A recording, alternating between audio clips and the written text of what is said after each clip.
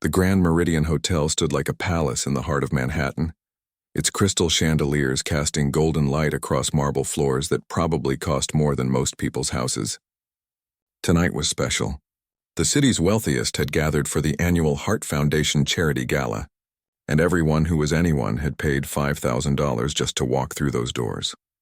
Robert Davidson adjusted his silk tie and surveyed the ballroom with the satisfaction of a king looking over his kingdom. At 52, he'd built an empire in real estate, and he never let anyone forget it. His suit probably cost more than a decent used car, and the watch on his wrist could have fed a family for months. But Robert didn't think about things like that. He thought about power, influence, and how to stay on top. "Robert, darling, you outdid yourself with the wine selection," cooed Patricia Hammond, draping herself in diamonds that caught the light with every gesture. She was old money, the kind that came from generations of knowing the right people and saying the right things.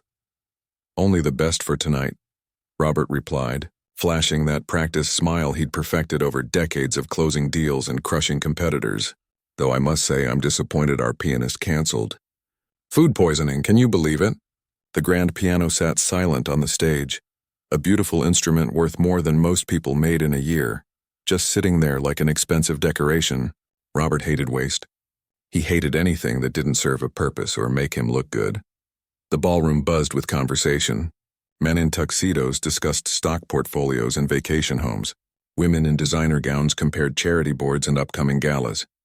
Waiters glided between them like ghosts, invisible until someone needed their champagne glass refilled.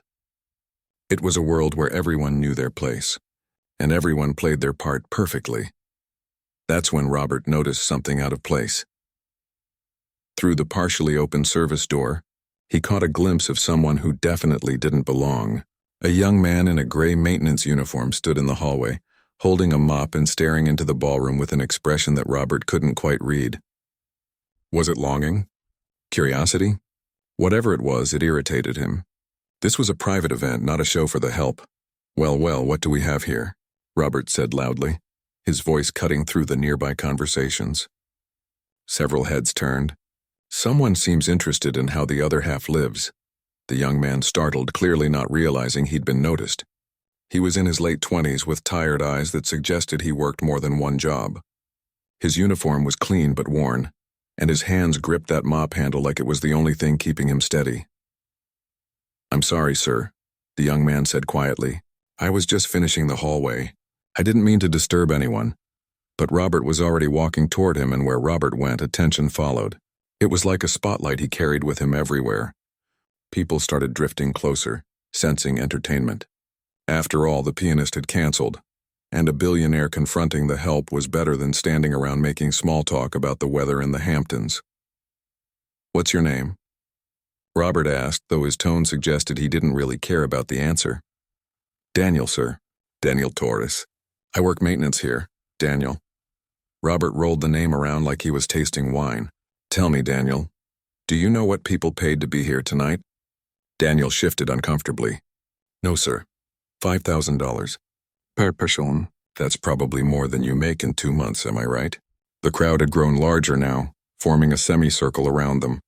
Some looked uncomfortable, but most wore expressions of mild amusement, like they were watching a mildly interesting television show. Daniel's face flushed red, but he kept his eyes down. "I should get back to work," Daniel said softly.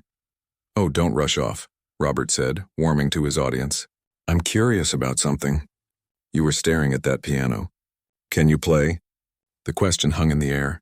Daniel's jaw tightened, and for just a second something flickered across his face. "Pain, maybe. Or memory. I used to," he said finally. "Used to." Robert's laugh was sharp and performative. "Well, isn't that interesting? Ladies and gentlemen, we have ourselves a pianist." He turned back to Daniel. "Tell you what, since our professional entertainment fell through, why don't you fill in? Unless you're too busy with that mop." A few people in the crowd chuckled nervously. Patricia Hammond whispered something to the woman next to her. A younger man in the back pulled out his phone, already imagining the social media gold he was about to capture. "I really should get back to work," Daniel repeated. But there was something in his voice now. Not quite anger, but something building beneath the surface. Robert reached for his wallet. a gesture he'd made 1,000 times to show his wealth, his power, his ability to make things happen. He pulled out a crisp $100 bill and held it up like a trophy. "I'll tell you what, Daniel, who used to play piano, you get up on that stage and play one song. Just one. Make it through without embarrassing yourself, and this is yours. Plus, think of the story you can tell your friends. The night you played for Manhattan's finest." The crowd was fully engaged now, about 30 people watching this scene unfold. Some looked genuinely curious about whether Daniel would take the challenge.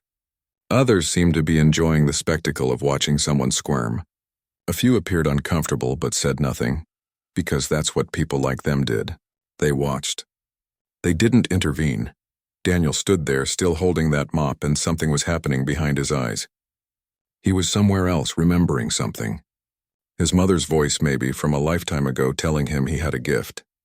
Or his father's funeral, when he'd had to make the hardest choice of his life. Or the acceptance letter from Juilliard that he'd never been able to use, still tucked away in a box somewhere because he couldn't bring himself to throw it away. "I dare you," Robert said, his voice dripping with challenge. "Play that piano." The ballroom had gone completely quiet now. Even the waiters had stopped moving, frozen in place, waiting to see what would happen next.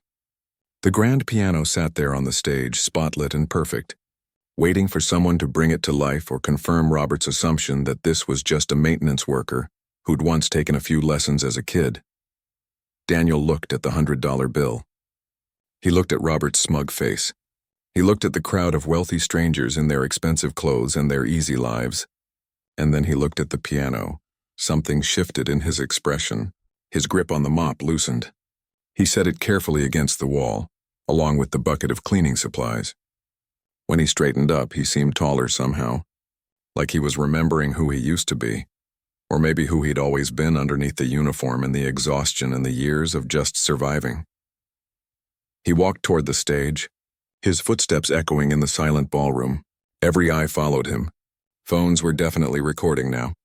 This was either going to be the most embarrassing moment of his life or something else entirely. Nobody knew which, and that uncertainty crackled through the air like electricity. Robert stood there with his arms crossed, the $100 bill still in his hand, that satisfied smile on his face. He'd already won, or so he thought. He'd provided entertainment for his guests and reminded everyone of the natural order of things. People like him wrote the checks. People like Daniel cashed them if they were lucky. Daniel reached the piano and sat down on the bench.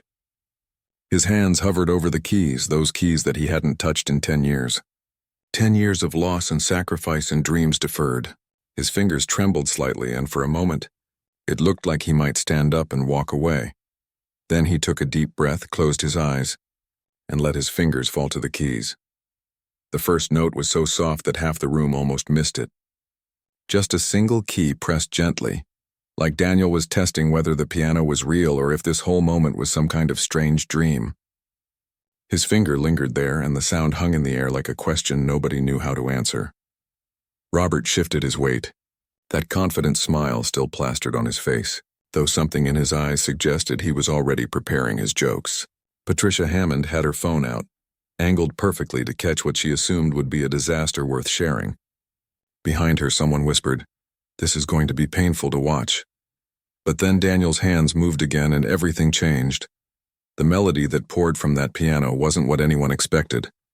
It wasn't choppy or hesitant or the fumbling attempt of someone who'd taken a few childhood lessons and barely remembered them. It was fluid and sure, each note connecting to the next like they'd been waiting years to find each other again. He was playing Chopin, though most people in that room wouldn't have known the composer's name if it had been written on the piano in gold letters.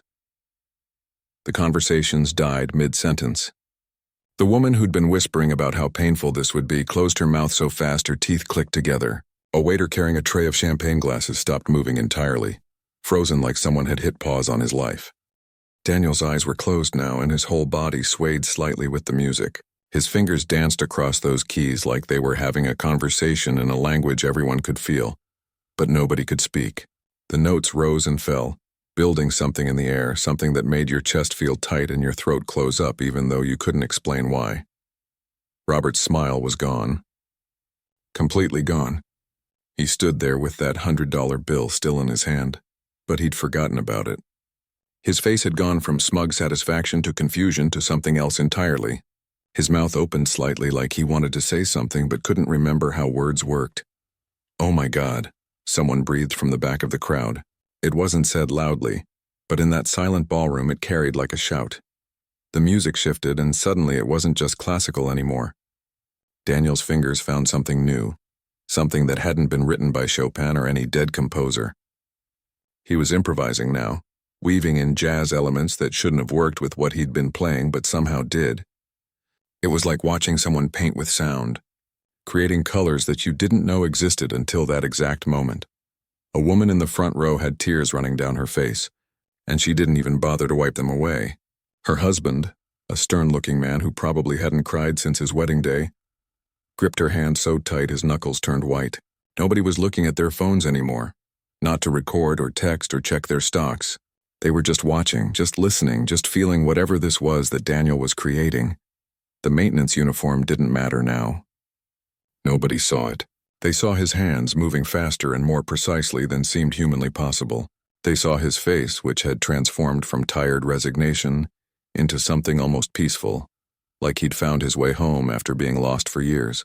They saw a person who was exactly where he was supposed to be, doing exactly what he was meant to do. Robert took a step backward, then another.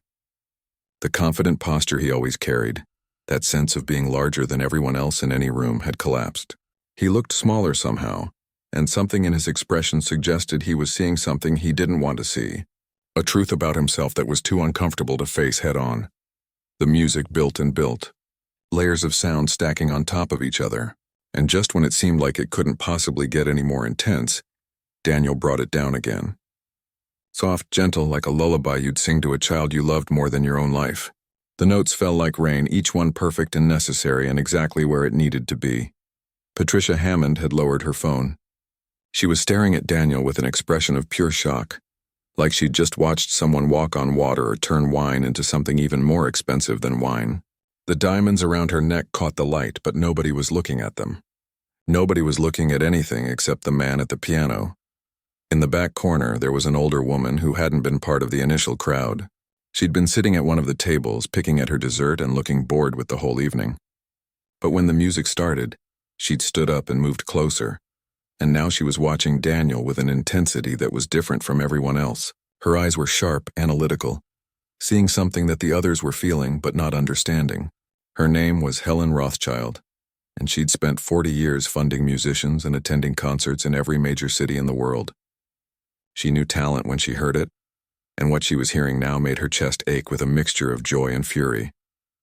Joy because this was the real thing, the kind of gift that came along maybe once in a generation. Fury because someone with this much talent was wearing a maintenance uniform and holding a mop instead of performing on the world's greatest stages.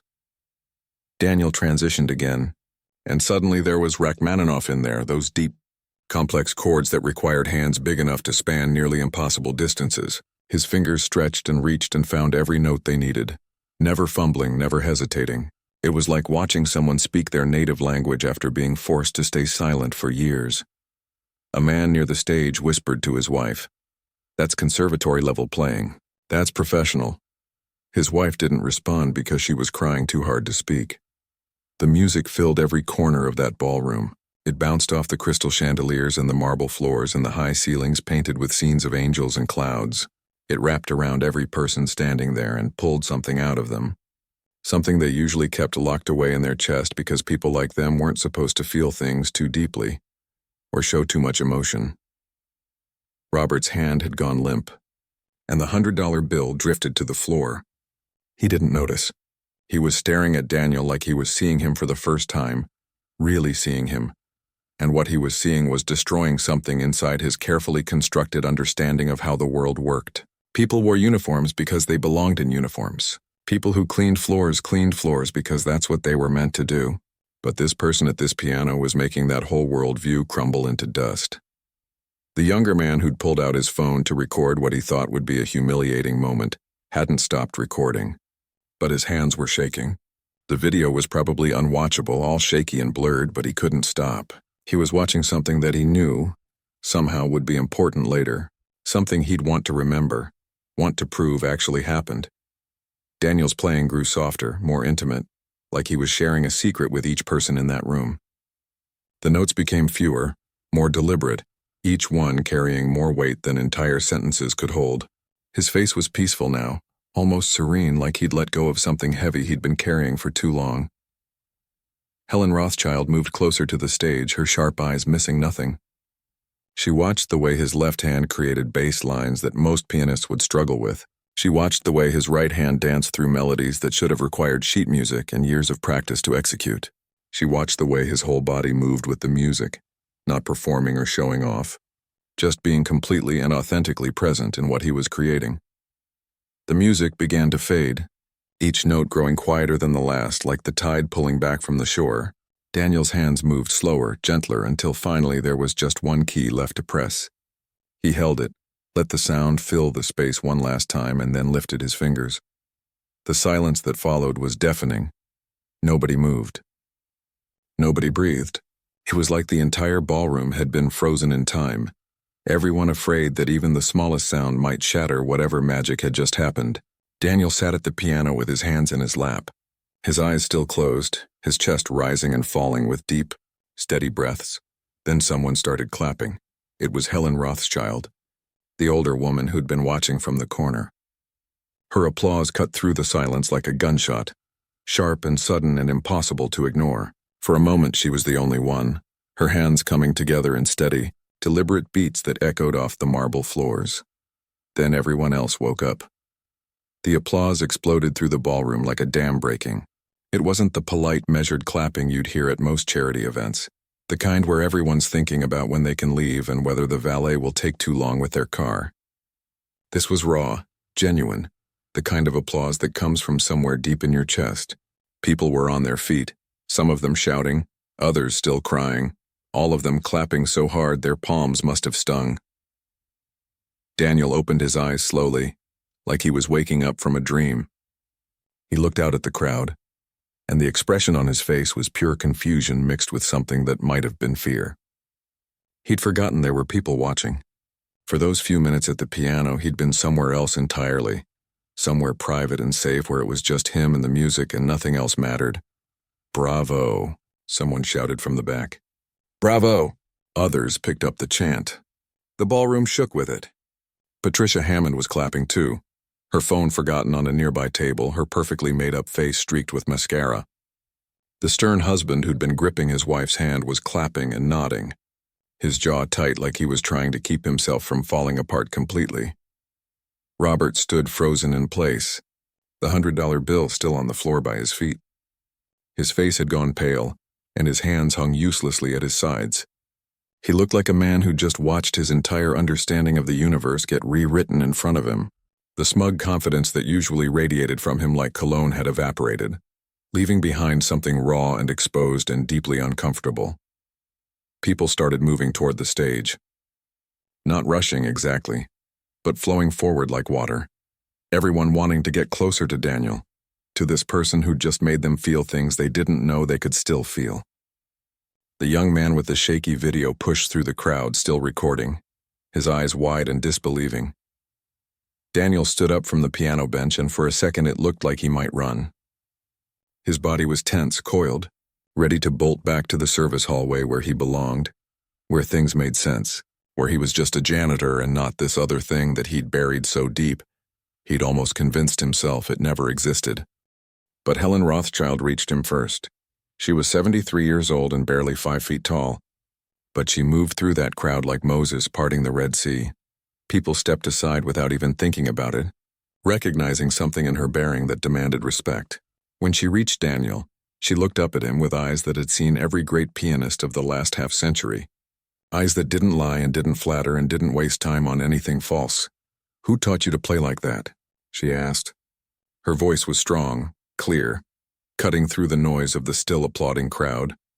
Daniel blinked at her, struggling to find words. My mother started teaching me when I was 5. Then I had other teachers. I studied at..." He stopped, his throat closing up. Saying it out loud would make it real, would make him remember everything he'd lost, everything he'd given up. "Where?" Helen pressed, gentle but insistent. "Juilliard," Daniel said finally, the word barely more than a whisper. I was accepted to Juilliard. Full scholarship. But I couldn't. Helen's eyes widened just a fraction, the only sign of her surprise. She'd guessed he had professional training. But Juilliard was different. Juilliard was the dream. Juilliard was where the best of the best went to become even better. Why didn't you go? Someone in the crowd asked. The ballroom had gotten quieter, everyone straining to hear this conversation, to understand how someone with this much talent ended up wearing a maintenance uniform. Daniel looked down at his hands, those hands that had just created something beautiful, hands that were calloused and rough from years of pushing mops and scrubbing floors and fixing things that broke. His voice when he spoke was so quiet that people in the back had to push forward to hear. My father died the summer before I was supposed to start. Heart attack. He was 46 years old. Just dropped dead at work one Tuesday afternoon. Daniel's jaw clenched and he took a shaky breath. My mother, she tried to hold it together. She really did. But the grief, it just ate her alive from the inside. She got sick. Really sick. Depression at first, then other things. Her body just started shutting down. The ballroom was completely silent now. Even the waiters had stopped pretending to work and were listening, their trays forgotten. Someone had to take care of her, Daniel continued. Someone had to pay the medical bills, the mortgage, the everything. My younger sister was only 15, so He shrugged like it was the simplest decision in the world, like there had never been any other choice. I took the night shift here. Then I got a second job during the day at a warehouse. Then a third job on weekends doing landscaping. I moved my mother into a nursing facility where they could actually take care of her properly, and He stopped, his voice breaking. His hands were shaking now, and he shoved them into his pockets like he could hide them. Hide the evidence of what he'd become. I haven't touched a piano in 10 years, he said. I couldn't. Every time I walked past one, every time I heard music, it just hurt too much. It reminded me of everything I'd lost, everything I'd had to give up. So I just stopped. I buried it. I pretended like that part of me didn't exist anymore. A woman in the crowd let out a sob. Others were crying openly now, not even trying to hide it. These were people who'd never worried about money, never had to choose between their dreams and their family's survival, never had to sacrifice anything that really mattered. And here was someone who'd given up everything, who'd walked away from a gift that most people would kill for, and he'd done it without hesitation because that's what love looked like sometimes. Helen reached out and took Daniel's hand. Her grip was surprisingly strong for someone her age. Your mother, she said. Where is she now? Evergreen Care Facility, about 20 minutes from here. I visit her every day before work. Daniel's voice was steadier now, though his eyes were still wet. She has good days and bad days. On good days, she remembers who I am. On bad days, she thinks I'm my father. But I still go, every single day. Robert had been standing there the whole time, listening, and now something in his face was crumbling. The armor he wore, the persona he'd built over decades of being ruthless and winning at all costs. It was cracking right down the middle. His hands were trembling, and when he tried to speak, nothing came out at first. He had to clear his throat twice before the words would work. I thought. He started, then stopped. Started again. I thought you were nobody. I thought you were just some guy who pushed a mop. I didn't see. I didn't. He couldn't finish. Daniel looked at him, and there was no anger in his eyes, no resentment. Just exhaustion and maybe a little bit of sadness for both of them, for all the ways life breaks people and reshapes them into something they never meant to be. Most people don't see us, Daniel said quietly. We're invisible until you need something cleaned or fixed. It's okay. I'm used to it. It's not okay, Helen said sharply. Her voice cut through the moment like a knife. It's not even close to okay. She turned to face the crowd, still holding Daniel's hand. This young man has a gift. A real gift. The kind that comes along maybe once in a generation if we're lucky. And he's been wasting it because our world is set up in a way that forces people to choose between surviving and becoming who they're meant to be. The crowd shifted uncomfortably. These were people who'd never had to make that choice, who'd been able to pursue their passions because money was never a concern. They donated to charity and felt good about themselves, but they'd never really understood what it meant to sacrifice everything for someone you loved. How much? Robert asked suddenly. His voice was rough, strained. How much do you need? For your mother's care, for everything? Daniel's face flushed red. I'm not asking for charity. I just wanted to play the piano one more time. That's all. It's not charity, Robert said, and his voice cracked on the last word. It's an apology. Robert pulled out his checkbook with shaking hands. It wasn't a gesture he usually made in public because Robert Davidson didn't do things for show. Except tonight, everything he'd done had been for show. The mocking, the dare, the $100 bill. All of it designed to entertain his friends and remind everyone that he was the one with power. Now that same checkbook felt like it weighed 1,000 pounds. I can't accept your money, Daniel said, taking a step back. I appreciate the thought, but I've been taking care of my mother for 10 years. I don't need pity now. It's not pity, Robert said, and the way his voice broke made everyone in the room hurt for him. Please let me do this. Let me do something right for once. Helen squeezed Daniel's hand and leaned in close. Sometimes accepting help is braver than refusing it, she said softly, just loud enough for him to hear. And sometimes people need to give more than you need to receive. Let him do this. Daniel stood there, torn between pride and practicality, between the man he'd been forced to become and the dreams he'd buried.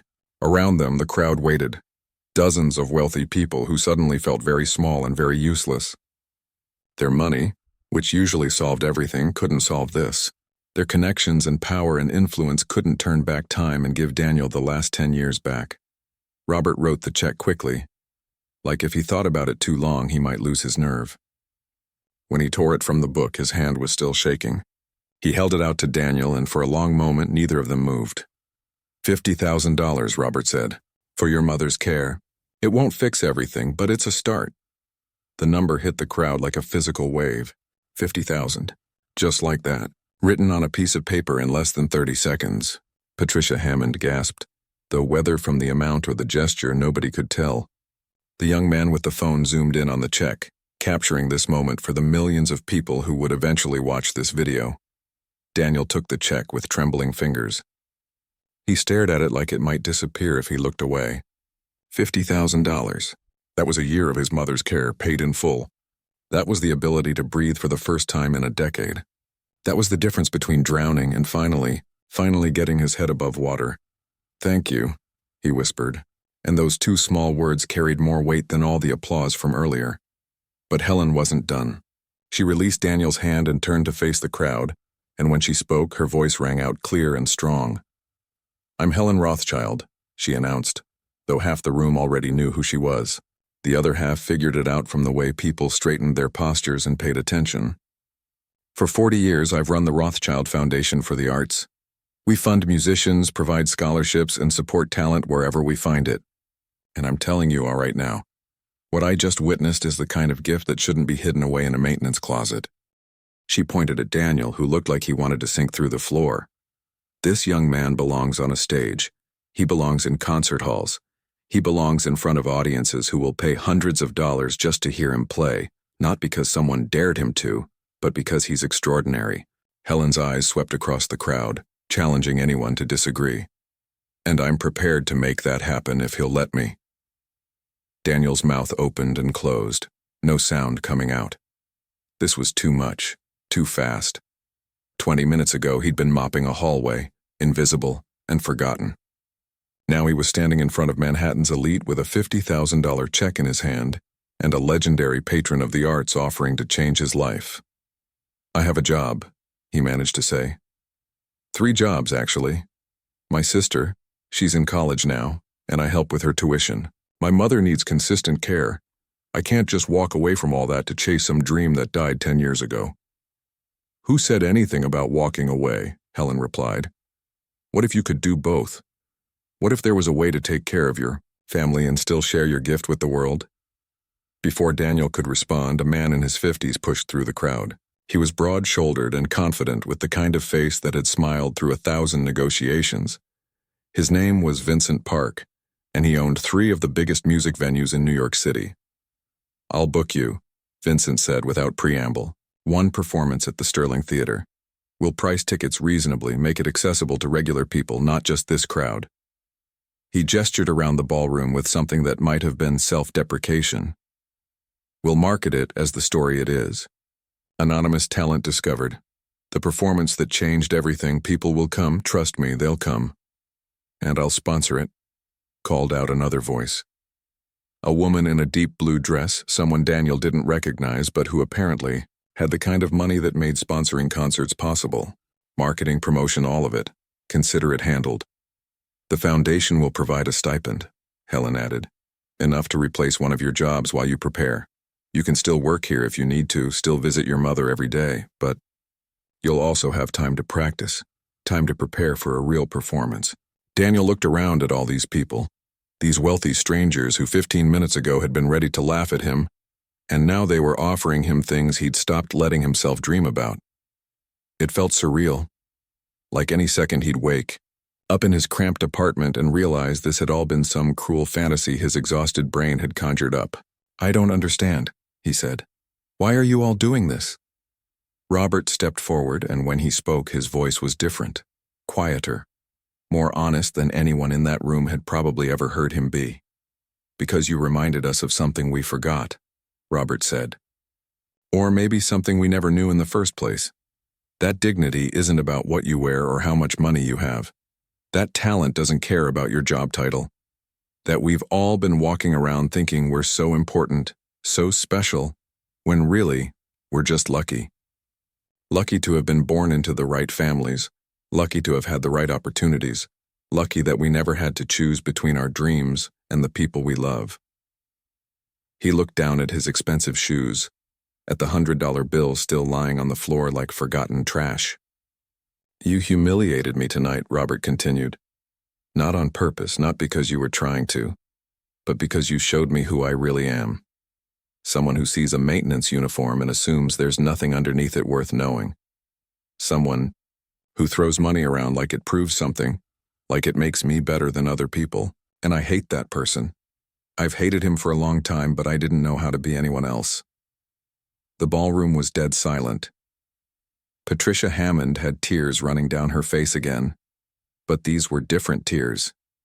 The young man with the phone had stopped recording, too caught up in the moment to remember he was supposed to be documenting it.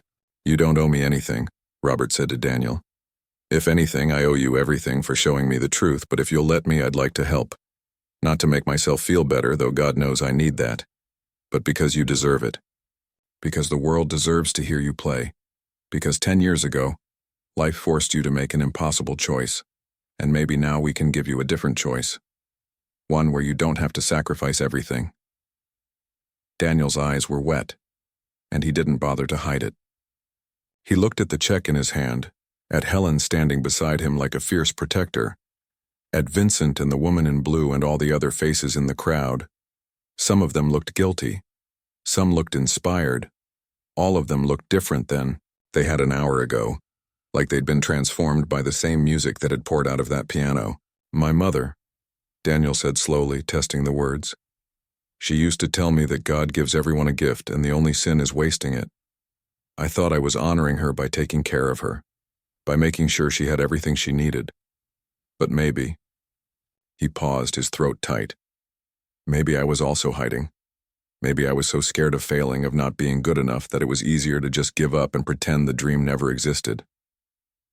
Helen smiled, and it was the kind of smile that had encouraged 100 scared young musicians to take chances they didn't think they could take. "You're good enough," she said simply.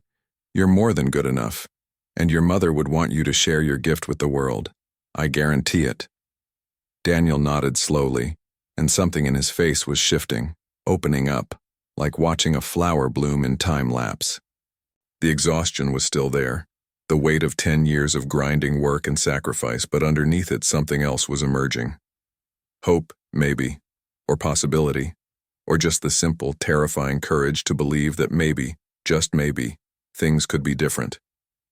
"Okay," he said, and the word was barely more than a breath, then louder, stronger. "Okay, let's do it." The ballroom erupted in applause again, but this time it was different. This time it wasn't just appreciation for beautiful music.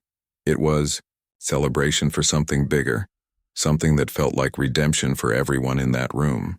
A second chance, a new beginning, a reminder that it's never too late to choose differently, to be better, to see the people we've been walking past like they're invisible. Robert stepped forward and extended his hand.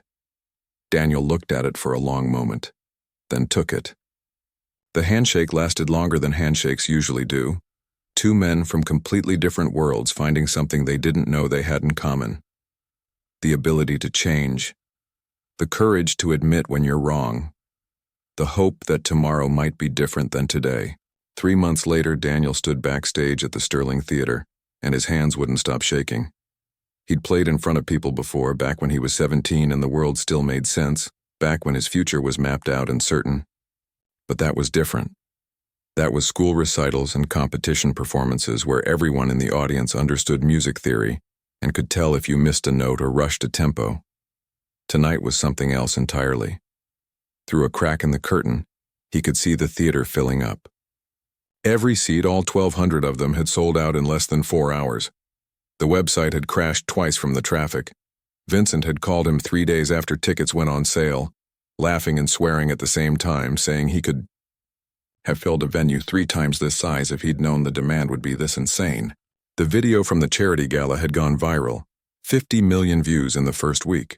100 million by the end of the month. People shared it with captions like, "This made me cry," and "Faith in humanity restored," and "Everyone needs to see this." News outlets picked it up. Morning shows wanted interviews. Suddenly everyone wanted to know about the janitor who could play like an angel. But Daniel had said no to most of it. He'd done one interview, just one, with a local news station, because Helen convinced him that people needed to hear his story in his own words before someone else told it wrong.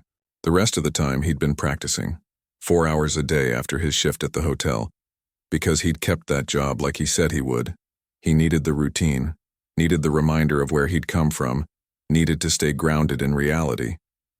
His sister Angela sat in the front row. He could see her from here, wearing the blue dress he'd helped her pick out last week, her phone clutched in her hand like a lifeline. She'd cried when he told her about the performance, cried and hugged. Him so tight he couldn't breathe, kept saying, "I'm so proud of you," over and over until the words didn't sound like words anymore. Next to Angela sat his mother.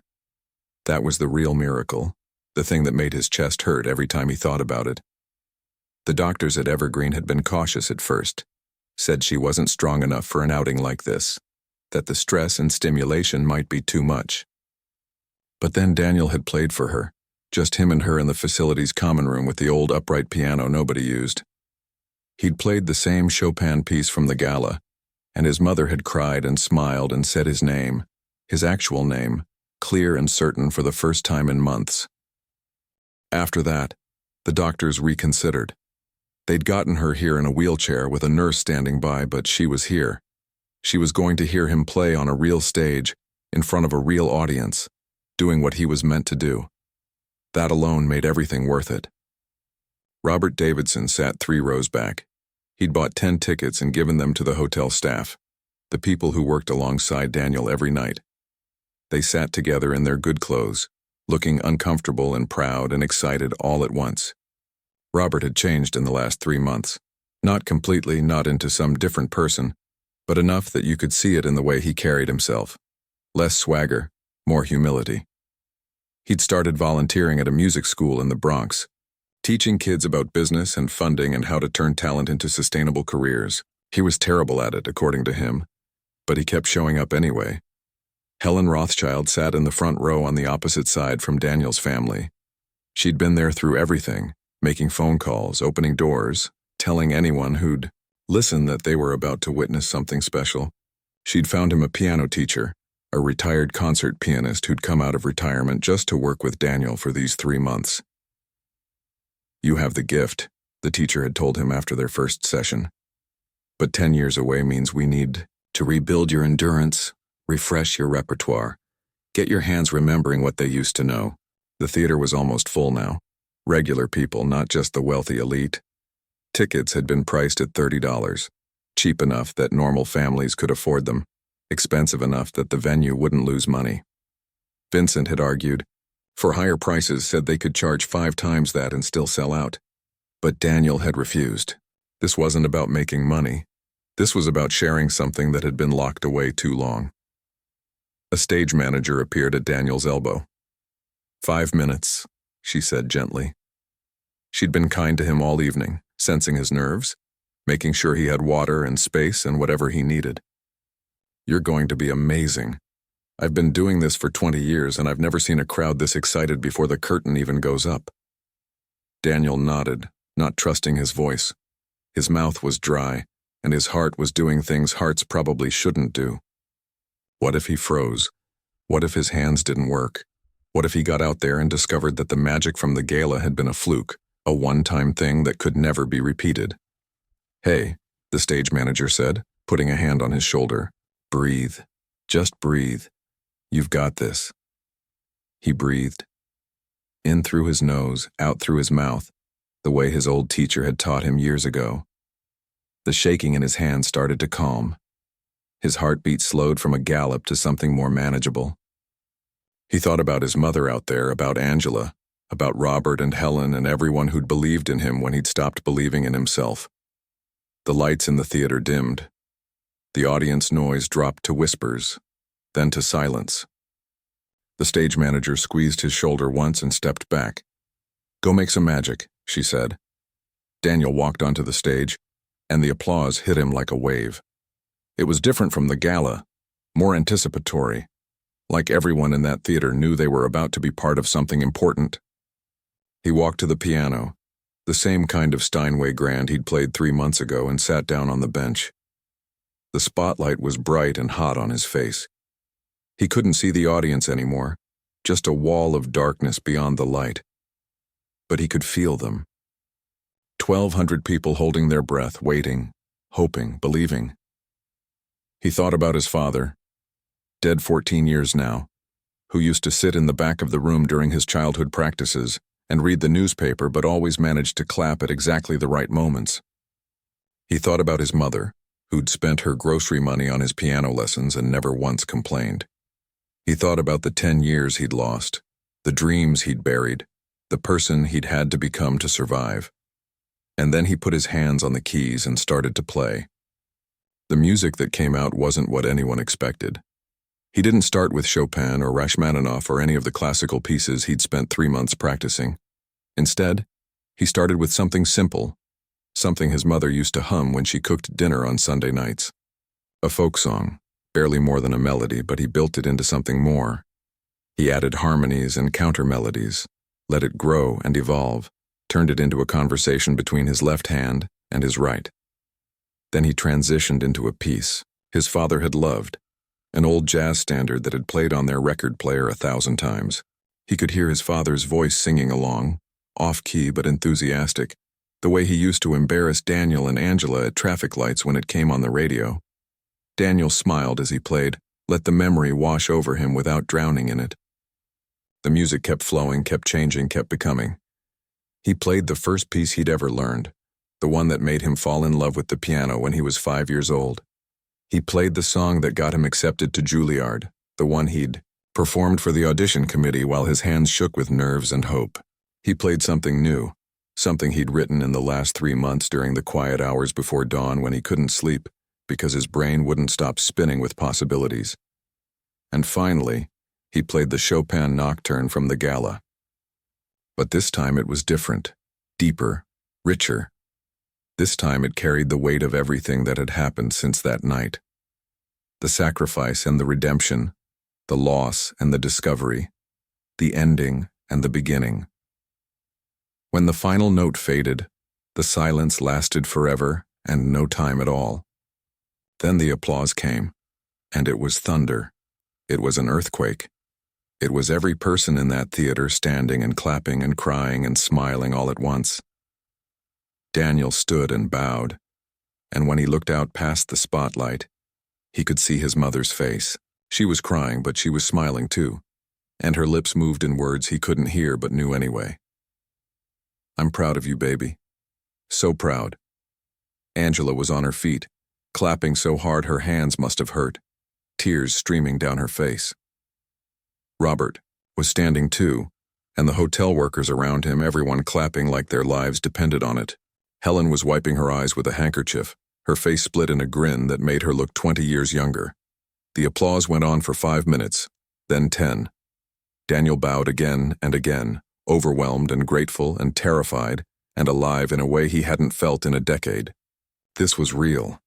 This was happening. This was his life now somehow, impossibly. Backstage after the performance, Vincent found him sitting on a folding chair, still shaking, still processing.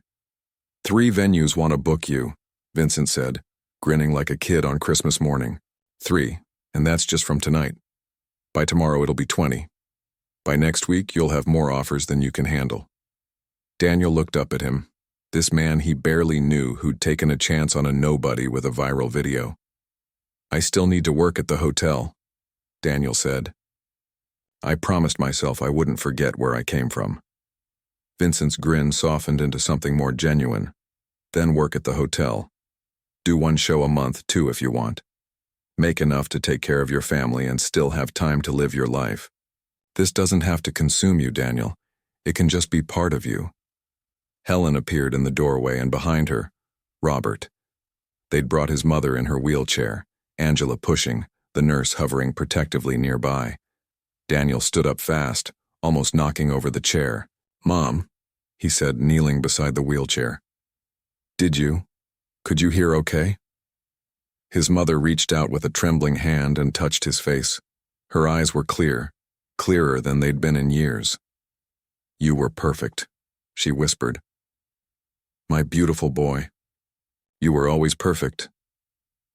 Daniel broke then, put his head in her lap and cried like he hadn't cried since his father died. She stroked his hair the way she used to when he was little, when the world was simple and safe and made sense. Angela knelt beside them, her hand on his shoulder. Helen and Robert and Vincent stood back, giving them space, giving them this moment. Later, much later, after his mother had been taken back to Evergreen and Angela had gone home and the theater had emptied out, Daniel stood alone on the dark stage. He walked to the piano and sat down one more time. The theater was silent now, empty, just him and the darkness and the ghost of the applause still echoing in his memory. He played a single note, soft and clear, and listened to it fade into nothing. Then he stood up, turned off the stage light, and walked toward his future.